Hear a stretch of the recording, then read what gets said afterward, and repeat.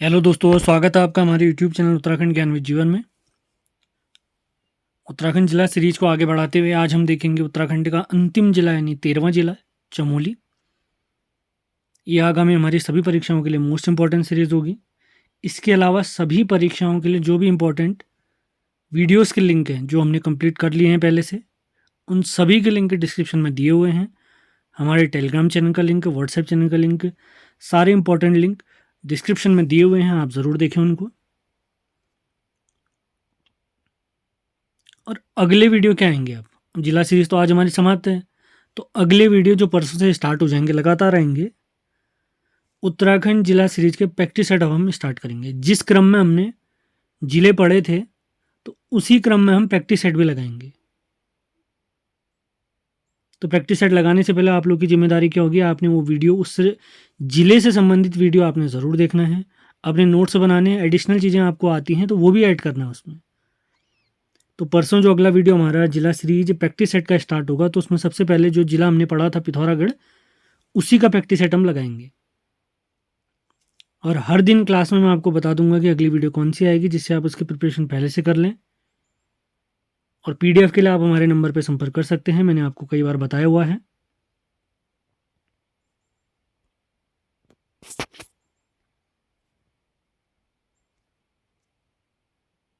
और इससे पहले जो हम उत्तराखंड के इतिहास में अजय रावत जी की पुस्तक को समाप्त कर चुके थे, उसके पीडीएफ, उनके प्रैक्टिस सेट के पीडीएफ, हमारे उत्तराखंड जिला सीरीज की पीडीएफ, उनके प्रैक्टिस सेट की पीडीएफ अगर आपको चाहिए तो आप हमारे नंबर पर संपर्क कर सकते हैं। नॉमिनल सी फ़ी पे करके आपको ये सारे पीडीएफ प्राप्त हो जाएंगे। और इसका बोनस क्या होगा, इसका बोनस होगा आपके लिए हमारे वीडियोज़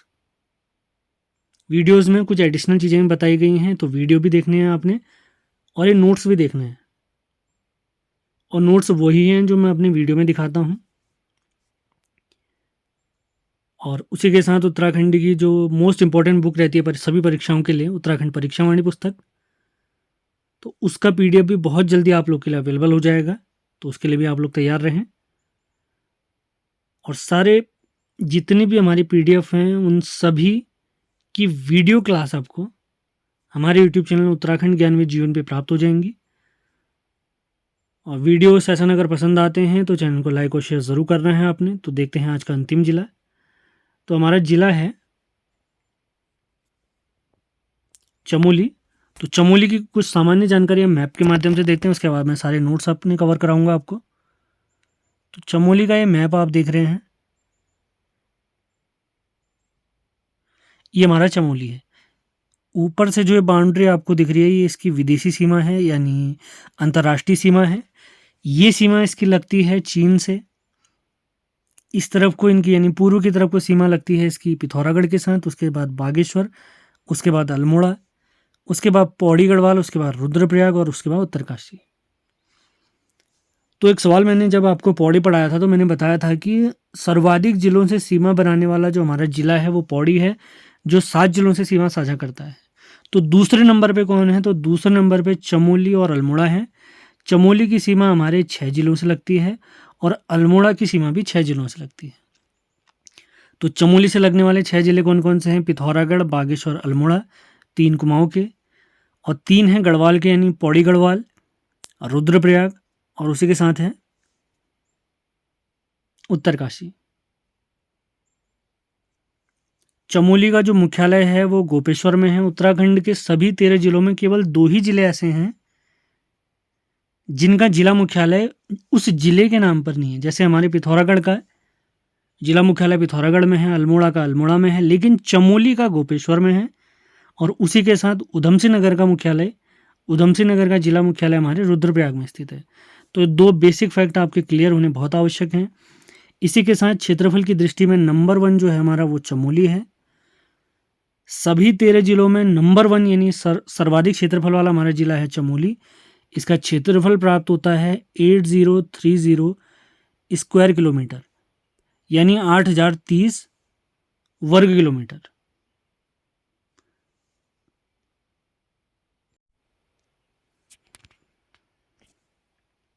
मैप देखने के बाद अब देखते हैं हमारे चमोली से संबंधित सारे महत्वपूर्ण फैक्ट। ये सिर्फ परीक्षावाणी न होकर सारी हमारी जितनी भी इम्पोर्टेंट किताबें हैं जिनका मैंने अध्ययन किया हुआ है बहुत सारी चीज़ें मैंने और खुद भी सर्च की हैं, वो सभी नोट्स मैंने इसमें इंक्लूड किए हैं। जैसे अजय रावत की जो हमारी उत्तराखंड के इतिहास से संबंधी पुस्तक है, उसमें नोट्स केवल अजय रावत जी के दिए हैं। उसके अलावा अन्य पुस्तकें जो मोस्ट इंपॉर्टेंट है हमारी परीक्षाओं के लिए, उनके भी नोट्स हमने दिए हुए हैं उसमें। और आपने सेल्फ स्टडी भी करनी है। कोई पॉइंट अगर आपको लगता है कि भैया गलत है तो उसके बारे में ज़रूर बताएं, और उससे रिलेटेड जो भी गलतियां होंगी या कुछ कोई करेक्शन करना होगा तो उसको मैं कमेंट बॉक्स में लिख दिया करूँगा। तो सबसे पहला पॉइंट देखते हैं, चमोली ज़िले की स्थापना 24 फरवरी 1960। 1960 में हमारे टोटल 3 ज़िले बने थे।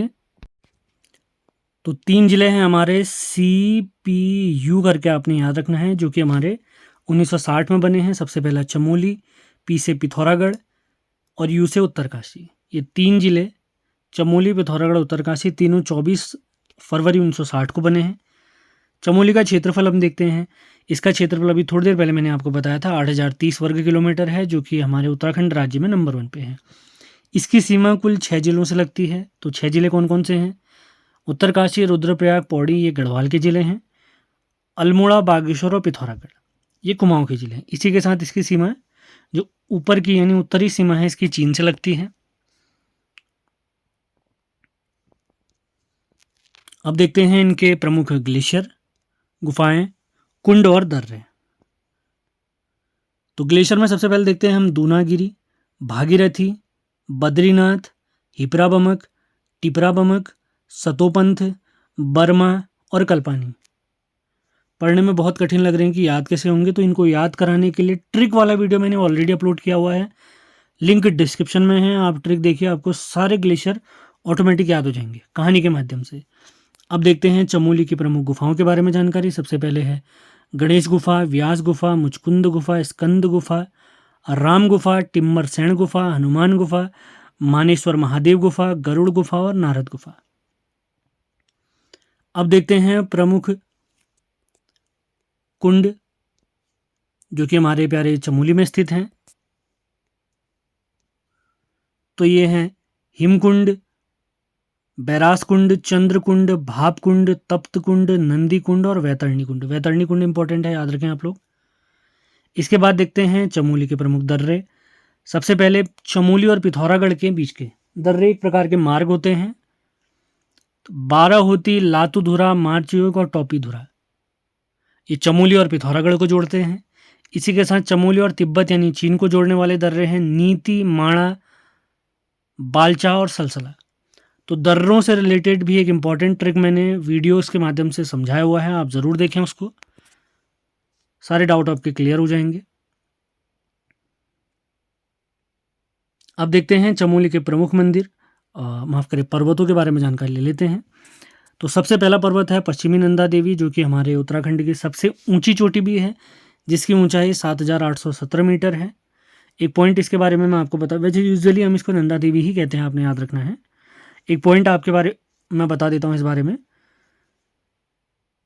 भारत में हिमालय की जो केवल भारत में स्थित है, यानी हिमालय की सबसे ऊंची चोटी जो केवल भारत में ही स्थित है, वो नंदा देवी है। वैसे हम देखते हैं सबसे ऊंची चोटी जो हिमालय की हमारे भारत में स्थित है वो सिक्किम बॉर्डर के पास में है, जो कि चाइना से भी शेयर होती है, कंचनजंगा है वो। लेकिन नंदा देवी केवल हमारे प्यारे भारत में ही स्थित है, ये अपने ध्यान रखना है। इसके बाद कामेट है, ये उत्तराखंड की दूसरी सबसे ऊंची चोटी है, 7756 मीटर इसकी ऊंचाई है। इसके बाद माणा, बद्रीनाथ, चौखंबा, त्रिशूल, सतोपंथ, दूनागिरी, नारायण पर्वत जिसकी ऊंचाई 5765 मीटर है। उसके बाद नर पर्वत 5831 मीटर। उसके बाद गौरी पर्वत, उसके बाद गंधमाधन पर्वत और उसके बाद स्लीपिंग लेडी पर्वत। ये सारे पर्वत हमारे प्यारे चमोली में स्थित हैं। आप लोग के लिए एक सवाल है, आपने बताना है बद्रीनाथ पर्वत की ऊंचाई, किसकी ऊंचाई कितनी है। अब देखते हैं चमोली के प्रमुख राष्ट्रीय उद्यान व वन्यजीव विहार। तो सबसे पहले हम देखते हैं फूलों की घाटी राष्ट्रीय पार्क। उत्तराखंड के सभी राष्ट्रीय पार्कों को सीरियल वाइज यानी क्रम के हिसाब से याद करने के लिए भी एक ट्रिक हमने ऑलरेडी करवाई हुई है, लिंक डिस्क्रिप्शन में है, ज़रूर देखें आप लोग। लिंगाताल यहीं पर स्थित है हमारे फूलों की घाटी में।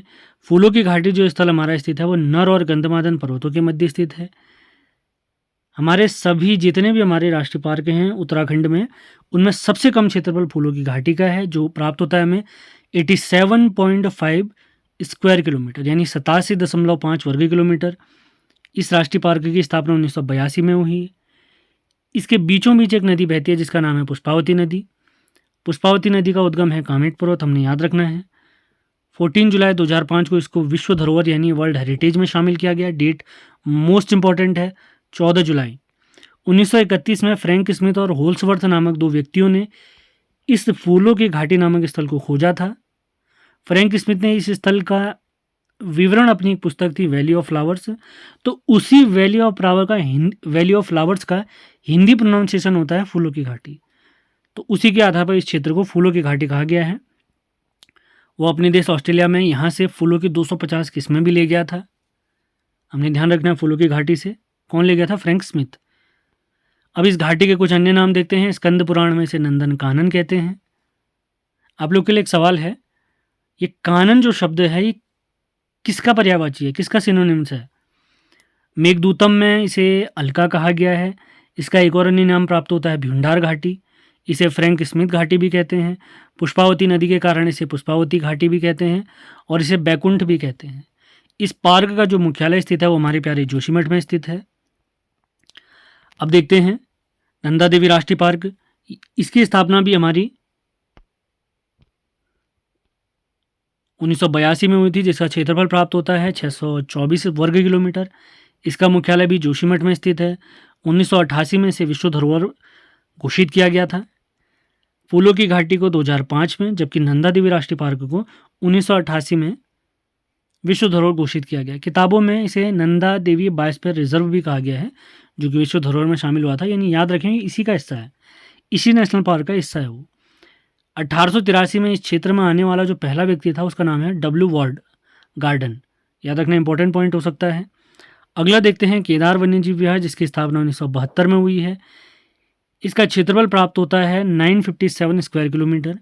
ये राज्य का सबसे बड़ा वन्यजीव विहार है। और वन्यजीव विहारों को भी याद करने के लिए ट्रिक वाली वीडियो मैंने ऑलरेडी अपलोड की है, ज़रूर देखें, लिंक डिस्क्रिप्शन में है। सेशन पसंद आ रहे हैं तो इसको लाइक और शेयर ज़रूर करना है आपने। केदार वन्यजीव विहार का विस्तार है चमोली और रुद्रप्रयाग में, हमने याद रखना है। अब देखते हैं चमोली के कुछ प्रमुख स्थल। तो सबसे पहले है ग्वालदम। यह क्षेत्र सेब और चाय के लिए प्रसिद्ध है। एसएसबी प्रशिक्षण केंद्र भी यहीं पर स्थित है। अगला प्रमुख स्थल देखते हैं चमोली। इसका प्राचीन नाम प्राप्त होता है कार्तिकेयपुर कर्त्यूर्य राजाओं की राजधानी होने के कारण। यहाँ पर पूर्णागिरि शक्तिपीठ की स्थापना हमारे आदिगुरु शंकराचार्य जी ने की। जोशीमठ के पास में नरसिंह मंदिर है, जहाँ पर शीतकाल में भगवान बद्रीनाथ का पूजा की जाती है। सहतूत वृक्ष, जोशीमठ में इसी वृक्ष के नीचे हमारे शंकराचार्य जी को ज्ञान की प्राप्ति हुई थी। हिंदू धर्म का एकीकरण करने का श्रेय, हमारा जो सनातन धर्म है उसको एकजुट करने का श्रेय हमारे शंकराचार्य जी को ही जाता है।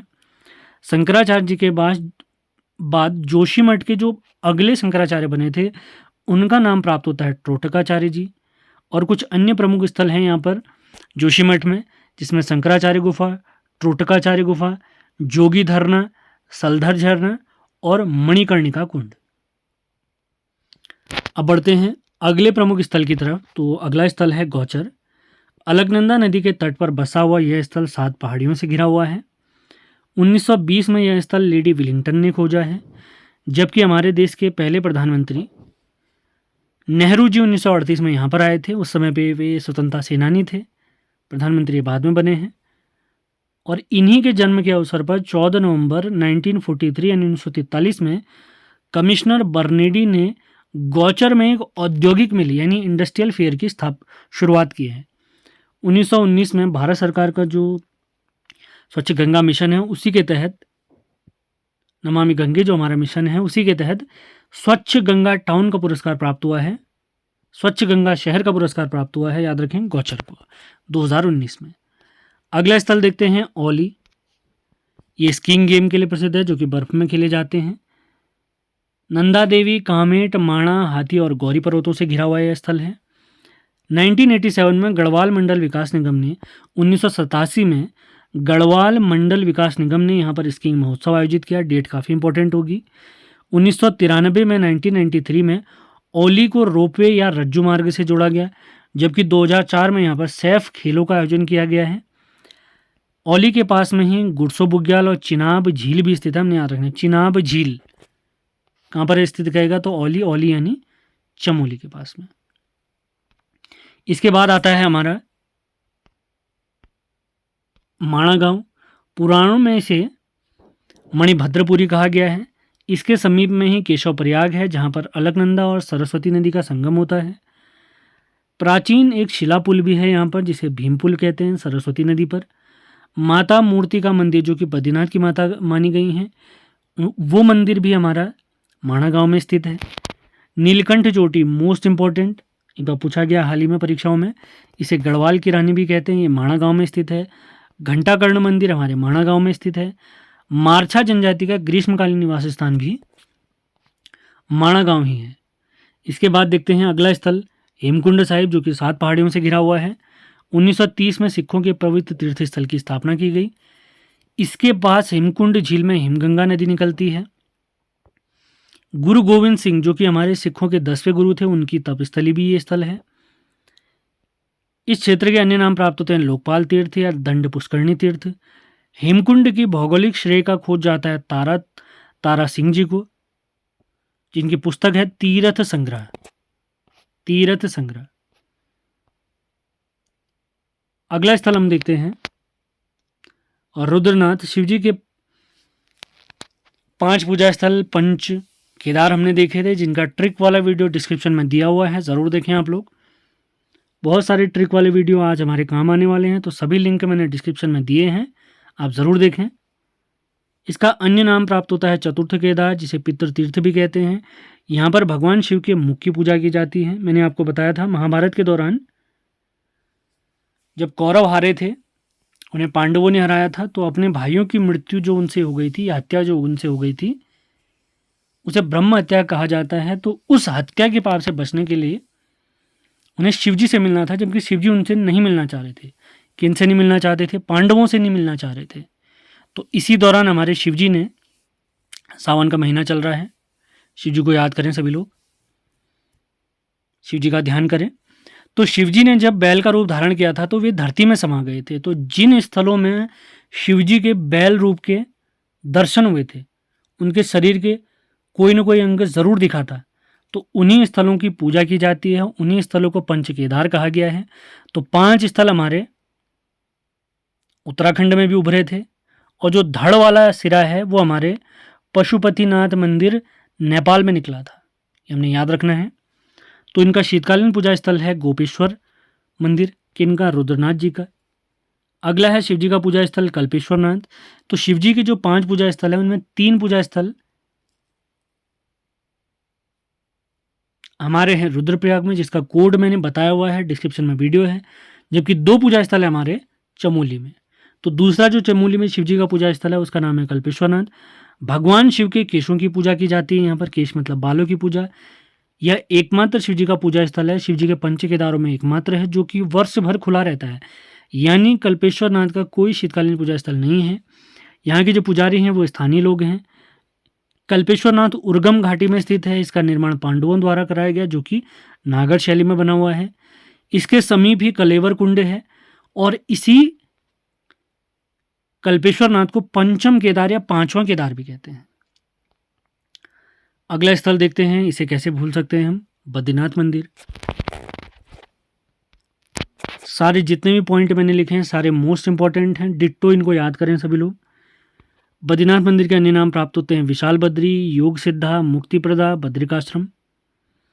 यह नर और नारायण पर्वतों के मध्य स्थित है। यहाँ पे नर मनुष्य को या अर्जुन को दिखाता है, जबकि नारायण हमारे भगवान विष्णु को दिखाते हैं। समुद्र तल से यह 3133 मीटर की ऊंचाई पर स्थित है। अलकनंदा नदी के तट पर यह स्थल बसा हुआ है। इसका जीर्णोद्धार कराने का श्रेय जाता है अजयपाल जी को, और इस मंदिर को भव्य रूप दिया है कत्यूरियों ने। अजयपाल के बाद इस मंदिर का रिनोवेशन या जीर्णोद्धार कराया है दौलत राव सिंधिया जी ने। बद्रीनाथ के रक्षक देवता कहे जाते हैं क्षेत्रपाल जी। बद्रीनाथ के लिए भूमिदान की है पद्मदेव जी ने। बद्रीनाथ के समीप ही एक केला बुग्याल भी स्थित है। बुग्याल माने घास का मैदान होता है, ये आप सभी को पता होगा, मैंने आपको पहले ही पढ़ाया है इस बारे में। अगले पॉइंट्स की तरफ बढ़ते हैं। यहाँ की प्रमुख विशेषताएं। बद्रीनाथ मंदिर के 4 भाग हैं, जिसे गर्भगृह, मंडप, गुंबदाकार शिखर और सिंहद्वार भी कहते हैं। यूके ट्रिपल एससी की परीक्षा में पूछा गया सवाल है ही। गर्भगृह में भगवान की 1 मीटर लंबी मूर्ति शालिग्राम की बनी हुई है। मंदिर की मुख्य प्रतिमा खंडित रूप या काले रंग की है, जो कि हमारे शंकराचार्य जी ने नारद कुंड से निकाली थी। इसका शीतकालीन पूजा स्थल है नरसिंह मंदिर, जोशीमठ में स्थित है। अभी थोड़ी देर पहले हमने पढ़ा था जोशीमठ के बारे में। कपाट खुलने का समय बसंत पंचमी के दिन निर्धारित किया जाता है। भगवान को भात का भोग चढ़ाया जाता है। मंदिर की ऊंचाई कुल 15 मीटर की है, ये भी हमने ध्यान रखना है। मंदिर मुगल शैली की तरफ विकसित है। द्वार, इस मंदिर का द्वार धनुषाकार है, इसलिए इस मंदिर को शंकुधारी शैली भी कहा गया है। इस मंदिर के जो पुजारी हैं वो रावल पुजारी हैं, हमारे शंकराचार्य जी के वंशज कहे जाते हैं, और एक केरल के नंबूदरी ब्राह्मण हैं। रावल जो पुजारी हैं केरल के नंबूदरी ब्राह्मण हैं, और किसके वंशज हैं? शंकराचार्य जी के वंशज हैं। मंदिर में पूजा के लिए केरल से नारियल, सुपारी और कर्नाटक से चंदन का प्रयोग किया जाता है, यानी कर्नाटक से चंदन आता है। अगला स्थल देखते हैं रूपकुंड। इसका अन्य नाम प्राप्त होता है रहस्यमयी ताल या कंकाली ताल। यह त्रिशूली पर्वत के तट पर बसा हुआ है। यहाँ से रूपगंगा नदी का उद्गम भी होता है। 1942-43 में पहली बार यहाँ से ह्यूमन स्केलेटन यानी नर कंकालों की खोज हुई। इसी वजह से इसे रहस्यमयी ताल या कंकाली ताल भी कहते हैं। मान्यता अनुसार यहाँ से प्राप्त कंकाल राजा यश धवल, रानी बल्पा और उनके सैनिकों के हैं। 1956-58 के बीच में स्वामी प्रणवानंद ने रूपकुंड पर काफ़ी शोध किया। डीएनए टेस्ट के अनुसार प्राप्त कंकाल चितपावन ब्राह्मण के हैं, ये जानकारी प्राप्त होती है कि ये कंकाल किनके हैं। चितपावन ब्राह्मणों के हैं, जो कि कोंकण तट गोवा महाराष्ट्र के पास में रहते थे, उनके पाए गए हैं। अगला स्थल देखते हैं गैरसैंण, जो उत्तराखंड की ग्रीष्मकालीन राजधानी है। कब से है? 20 जून 2020 से। उत्तराखंड का दूसरा विधानसभा भवन भी यहीं पर स्थित है, गैरसैंण के पास भराड़ी सैंण चमोली में। उत्तराखंड के दूसरे विधानसभा भवन का नाम वीर चंद सिंह गढ़वाली जी के नाम पर है, ये भी हमने ध्यान रखना है। इस विधानसभा भवन में पहली बार जो विधानसभा का सत्र हुआ है 2017 में हुआ है, ये भी हमने याद रखना है, 17 नवंबर 2017 में। और यह स्थल कुमाऊं और गढ़वाल का ज्यामितीय केंद्र बिंदु भी माना गया है। अब देखते हैं चमोली के बुग्यालों के बारे में कुछ जानकारी। बुग्यालों से रिलेटेड ट्रिक वाला वीडियो हमारा ऑलरेडी अपलोडेड है, ज़रूर देखें, लिंक डिस्क्रिप्शन में है। सबसे पहले आता है बेदिनी बुग्याल, यह रूपकुंड के पास स्थित है और राज्य का सबसे बड़ा बुग्याल है। उसके बाद औली गुरसो बुग्याल, अगले बुग्याल माणा के पास में है दोनों, लक्ष्मी बन बुग्याल और रताकुंड बुग्याल। इसके बाद आता है घस्तोली बुग्याल। अगला बुग्याल है हुणिया बुग्याल, जो कि वसुंधरा जलप्रपात के पास में है। जलप्रपात माने झरना। इसके बाद है चौफिट बुग्याल, रुद्रनाथ बुग्याल, जलीसेरा बुग्याल, भेटी बुग्याल और कोराखर्क।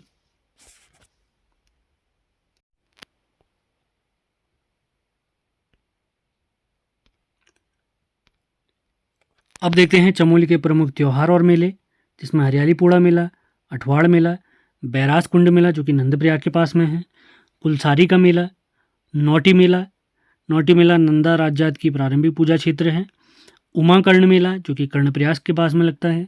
उसके बाद कढ़ाई उत्सव है, ये बद्रीनाथ मंदिर के पास में लगता है। अब देखते हैं चमोली में जो प्रमुख वन आंदोलन है उनके बारे में जानकारी। सबसे पहला आता है चिपको आंदोलन, जिसका प्रारंभ 1974 में रैणी गांव से हुआ है। इसको शुरू करने का श्रेय जाता है गौरा देवी जी को। इस आंदोलन के प्रमुख नारे थे, क्या हैं इस जंगल के उपकार, मिट्टी पानी और बहार, जिंदा रहने के आधार, जो कि 1977 में दिया गया, काफ़ी इंपॉर्टेंट। गौरा देवी जी ने भी एक नारा दिया था, वो है गोली मारो और काट लो हमारा मायका। आंदोलन को प्रसिद्धि दिलाने का श्रेय जाता है चंडी प्रसाद भट्ट जी को और सुंदरलाल बहुगुणा जी को। बहुगुणा जी ने नारा दिया था, हिमालय बचाओ देश बचाओ।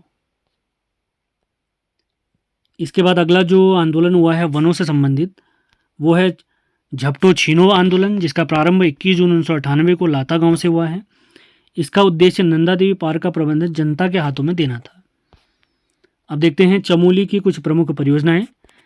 जल विद्युत परियोजनाएं सबसे पहली है राजभक्ति परियोजना नंदाकिनी नदी पर, विष्णुगाड़ पीपलकोटी परियोजना अलकनंदा नदी में जो कि 444 मेगावाट की है।